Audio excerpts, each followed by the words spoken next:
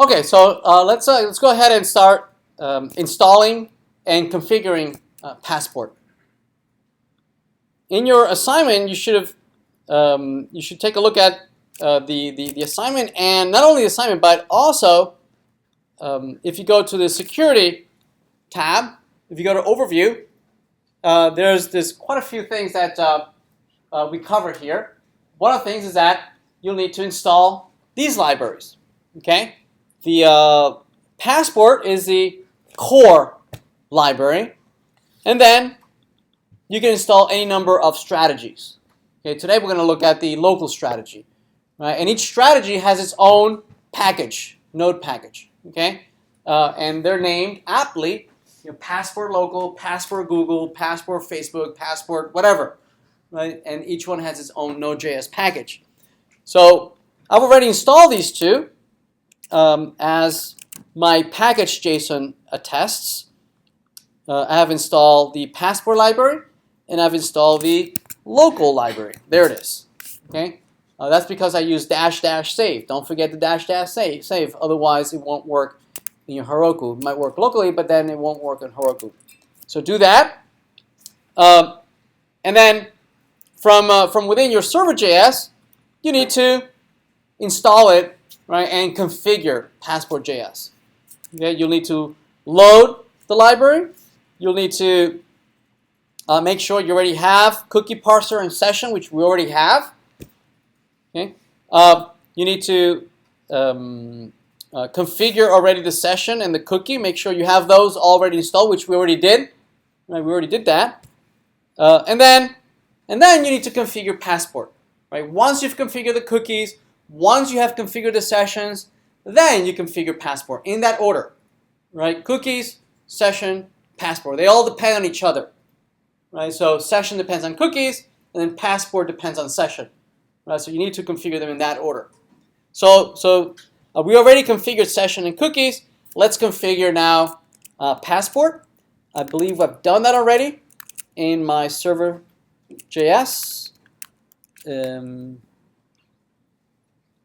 So in my server.js, okay, notice that I have already instantiated my cookie parser, and I've already configured my session, and the last two things that I need to initialize Passport and tell it to use the current session. So this tells Passport, hey, there's a session already instantiated, use that one.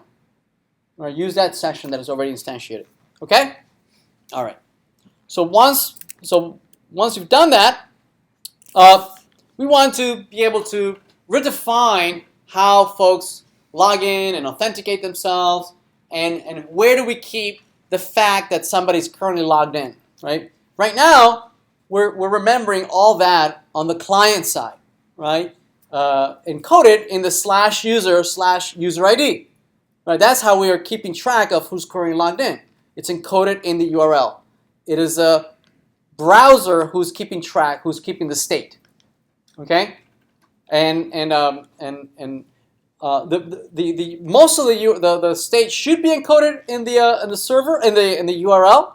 All right, but some of it should be encoded, especially anything that has to do with authentication and authorization. All that security part should be on the server side. So we're going to move it over to the server side. Okay.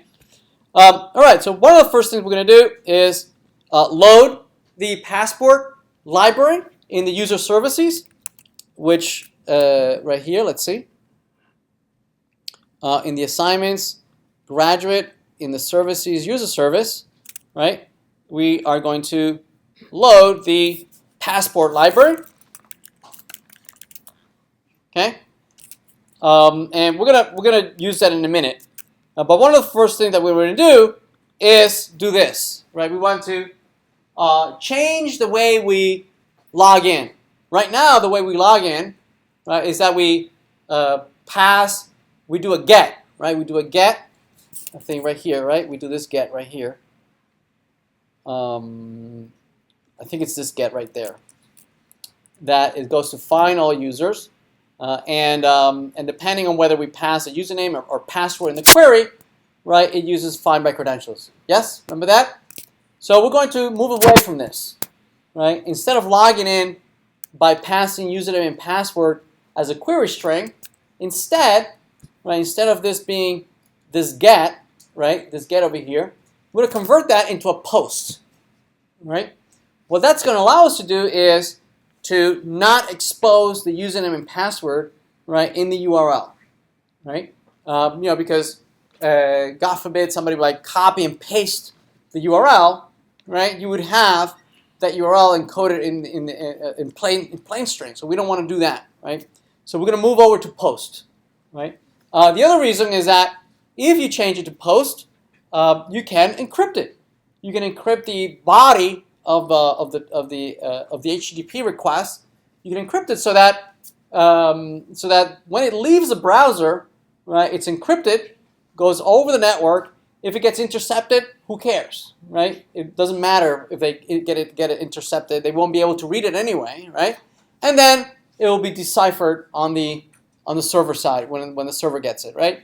This is if the client and the server agree to talk in using SSL, right? Using HTTPS, right? They'll exchange public keys. They'll encrypt the data so that their communication is secure, right?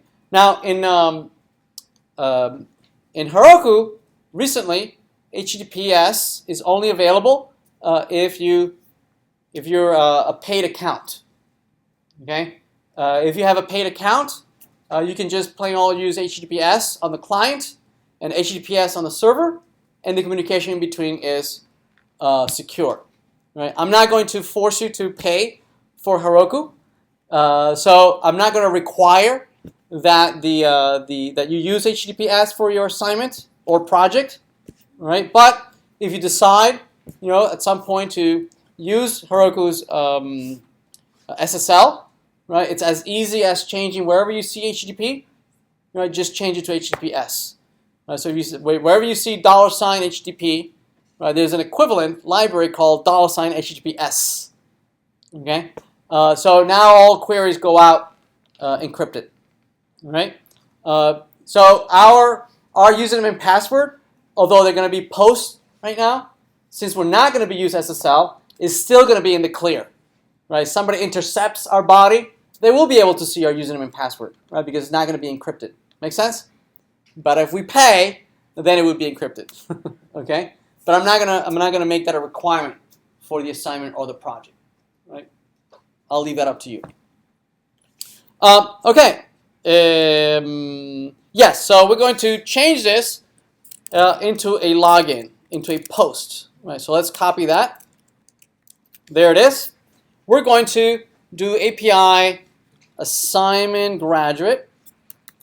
There it is. So API assignment graduate login. Okay, and it's going to be handled by a login function. Yes? Right, so somewhere there will be some function login with a request and a response. Okay?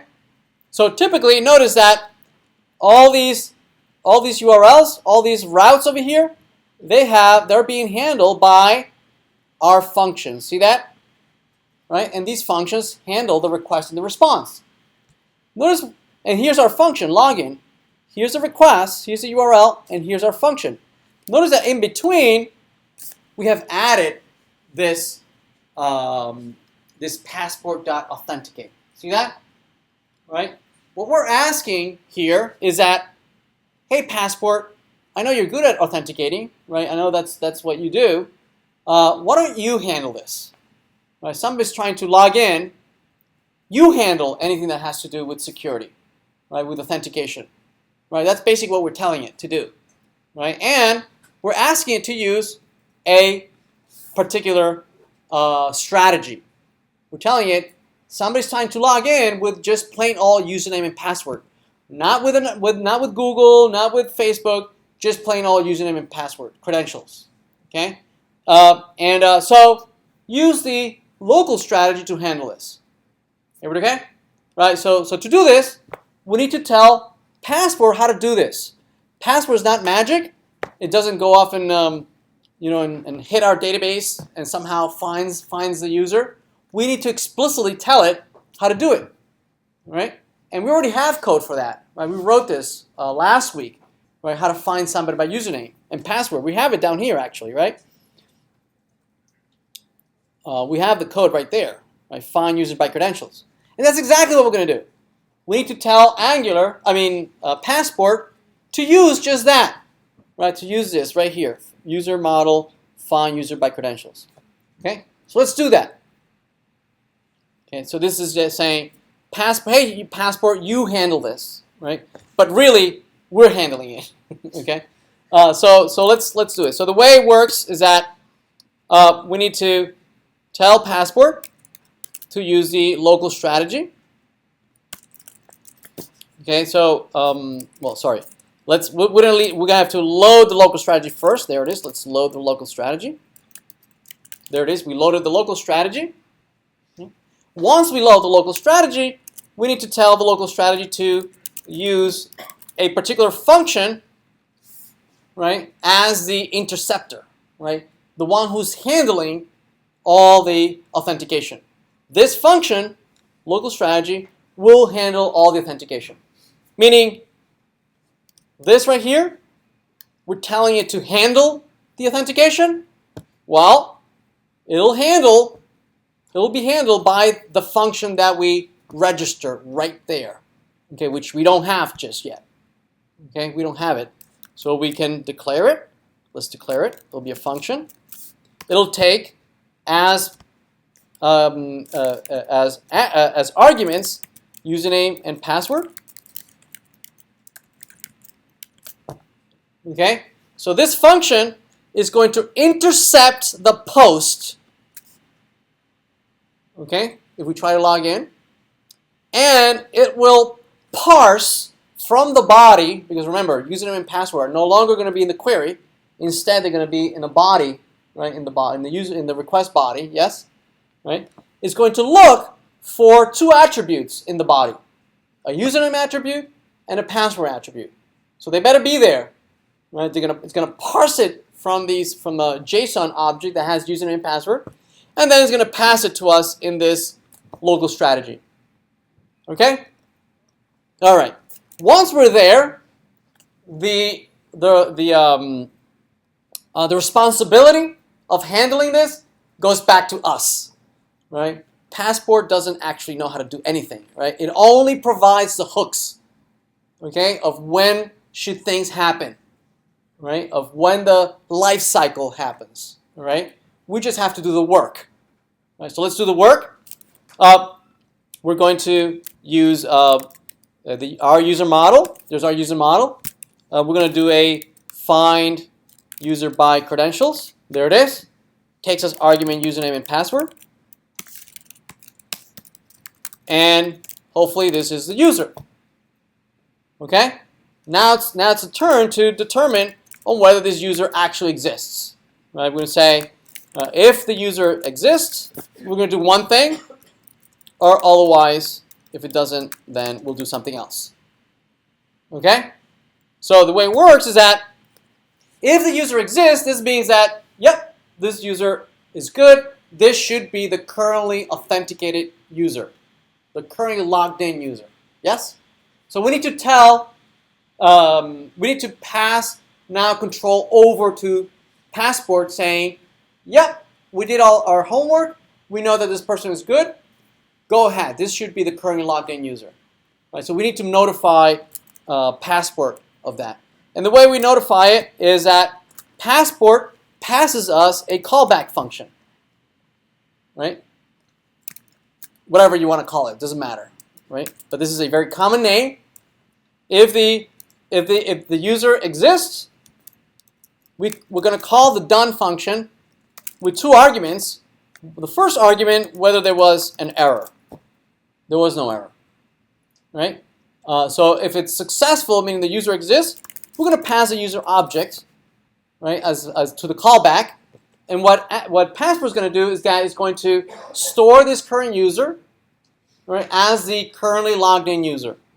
And it's going to be available all throughout the platform.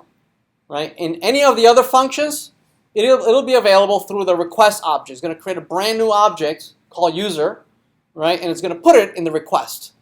So on any of the other calls, any of the other URLs, HTTP calls, they're always going to have the currently logged in user available. Yes? It's going to get it from the session. It's going to store in the session using the session API, right, which we used 2 minutes ago, right? And it's going to make it available there. So if the user does not exist, we need to notify passport of the same. What happens when the user doesn't exist? Again, if there was an error, right? Maybe it timed out. We couldn't hit the database. Something went wrong. Maybe we could handle it on this error function down here. Okay, right, as the error. And this one we can put in a falsy object, false, 0, empty object, something not an object, right? And if it's falsy, passport will interpret that as there is no current user, right? The user was not found, right? And what will happen now is that, notice that this is written, this passport authenticate local notice that it's written right before login. See that? That means is that it's intercepting the invocation, the request coming from the client, and if it wants to, it'll let it go through login, but it could also abort. Right? It could abort the request, okay, and immediately go back and respond with an error back to the client and say, nope, you're forbidden, you're 4.1 unauthorized. You don't have access here. Make sense? So that's exactly what this is going to do. What this is going to do is going to abort the HTTP request. We're not even going to get to the login function. Okay? It's going to abort the request. It's going to generate the response immediately, right, with an error. Okay, unauthorized error. We're never going to hit this code over here. Okay?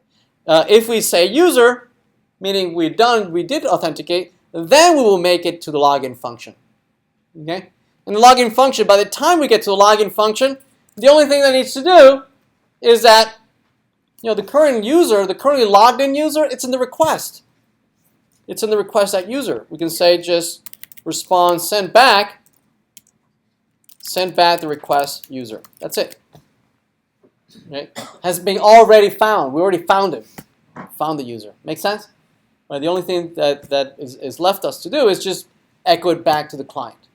All right? Also, in this error will be false.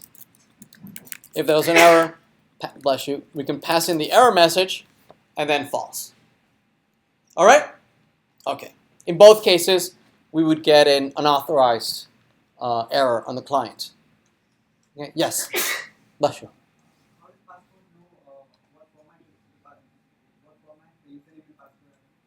Oh no, it has to be in that format. It has to be the 2 fields, username and password, spelled out exactly like that. It has to be lowercase. Here you can add it to the error. You can say error.message and you can put in whatever you want. It could be an object too. Yep. Yeah, the entire error object gets back to the client. Yep. All right, so yes. Passport creates that user object. Yep, passport. This is part of the API. So it's not the same user object as you had with that scheme. Well, it's whatever we put in there, right? It's whatever we add. Yeah, it's whatever we decide. Yeah, it's whatever we decide. However, we want to keep track of the user. It could be just the ID.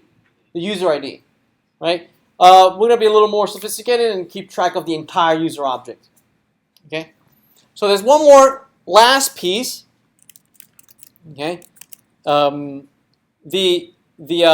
data that the way the low level part of this, right, is maintaining all this state information in a cookie, right? So we need to decide what is it that we want to put in that cookie, because ultimately it is the cookie who has the identity, and somehow we need to be able to, from that cookie, be able to retrieve, right, the original ID for this user whatever we choose to use as a unique identifier. We could have chosen a username, a unique username, or a unique email, right? Or like we're using an underscore ID, right? Whatever you choose, right? You need to decide, what are you going to store in the cookie, which is going to go out to the client, and then it's going to come back from the client, and then we need to be able to unwrap it, right? And and extract whatever it is that we use as a unique identifier, right? Now we're storing the user object, the entire user object, right? Which is fine, right? Maybe it's a little bit too much. We only really need the underscore ID, okay? But in there, in the user object, it's going to be embedded the password, username, email, first name, last name. We don't need any of that, right? But we're just going to store the whole thing, right? But now we don't care because when it gets to the client, it'll be encrypted, right? It'll be some mumbo jumbo, some illegible piece of data, right? That's going to live on the client side as a string, right? As an encrypted string, okay? But we need to create the hooks that allows us to store things in the cookie and then retrieve them back from the cookie, right? And to do that, we need to configure the following two functions, right? This serialized user and deserialized user, meaning this function will be used for us to choose what it is that we want to put in the cookie, and then when it comes back from the client, the cookie is going to come back to us. We're going to be able to unwrap that cookie and get the original ID or unique identifier for that user. Make sense? Right? So here I have some start code that you can use. Okay, gonna put it all the way down. Right? That here's where we decide what we want to store. This user is the same user that we are storing when we say done user. Okay? And again, we decided that it's the whole user. We could have decided that's something smaller, right? That it only has maybe the user ID, perhaps. Right? We could have chosen that. But here we know that the object that we sent from the done is the entire user object. That's why I called it user. Okay? And here we're deciding we might want to. This is our last chance. Are you sure you want to put the entire user in the cookie? Right? We can unwrap it and just keep the user ID or the email or whatever we choose to uniquely identify the person. Right? So that's going to be sent over on the cookie. When it comes back, right? Notice that all the communication of these cookies is in the headers, right? So this is all being encoded in the headers as they go to the client, and then when the client comes back in the HTTP request, it's going to pass the same header, right, with the same information that we had stored in there, and it's going to be parsed and passed right here. And here's where we re-instantiate, right, or we re-authenticate every time the client comes back, right, and is trying to navigate or access any HTTP requests. We are intercepting every single request and making sure that, yes, this person has the authority to access these things, right? And here's where we have a chance to abort, right, by adding additional logic. This one is just finding and making sure that the user even exists, right? So in the user object that we have originally had sent to the client, now makes its way back to us in new requests. We know that user object that we had stored in there had an underscore ID, so we fetch it. For our purposes, we know that is a user ID. We see whether it exists, and we use the done to notify the framework that indeed that is a good user. We found them by ID, or we didn't find them. Okay? Make sense? All right. Okay, I think we're pretty much done on the server side. Now, on the client side, we need to refactor the client, right? Because up to this point, the client has been sending getters, right, with a username and password in the query. We need to change that, right? So let's go back to the client side. So on the client side, in the here in the controller for the login controller, Notice that it's using this user service dot find user by credential. See that? Right? So let's change that. We're not longer going to do that. We don't want to pass the username and password in the URL query. Instead, we're going to refactor that, and this is going to be the login function, which doesn't exist yet. But it's going to pass the same username and password. Okay? But instead of sending a get, it's going to send a post. Okay? When it comes back, ideally this is the same object, right? The same user object. So we shouldn't have to change this. Okay, we shouldn't have to change that. Let's go and now move on to the service layer, and now create the login function. And the login function should be login, and it's going to be function login, username, password. Okay? So it's going to generate a URL, which is going to look very similar to this. So it's going to go out to the URL that we declare on the server is this one, right?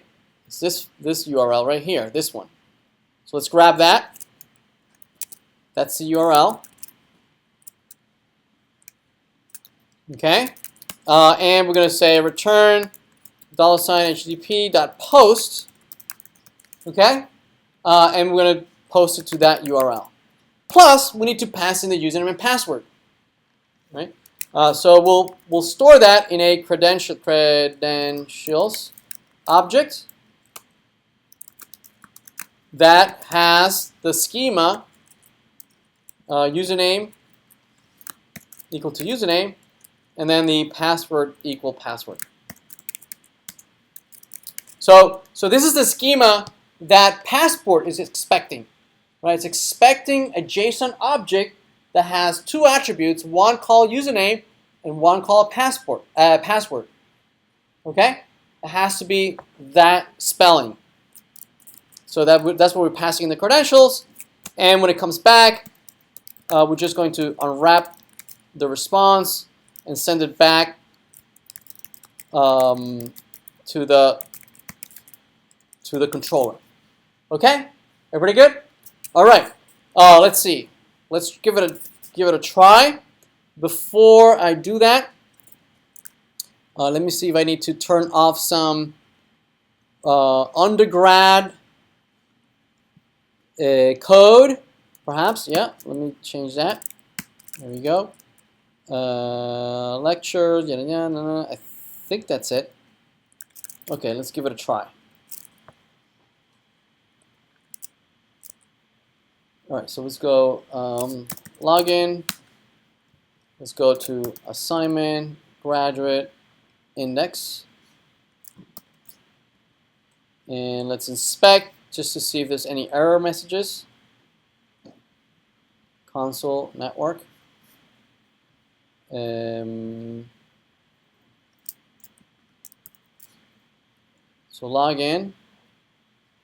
Okay, and let's try, I don't know, I don't remember any of the users we created last week. So let's connect to Mongo and see who's there. So show databases, and I think this is the database we're using, right? Use that database, show collections, and we have graduate user. Okay, so we'll do db.graduateuser find. Okay, so we have Po. Let's try Po. Po and Po. Login. Right, looks like it worked. Right, here's our login. Notice that it's now a post. Right, notice that it doesn't have the username and password in the query string. Instead, it's passing it as a post in a body encoded in the body instead. Right. Right. So we need to change now the profile. Notice that the profile is still using the user ID to encode the state. Right? Notice that it's a redundancy because now the server knows about the user ID. There's no need to maintain the state here, right? And the client encoded in the URL. Right? So we'll need to refactor that, and we'll do that next.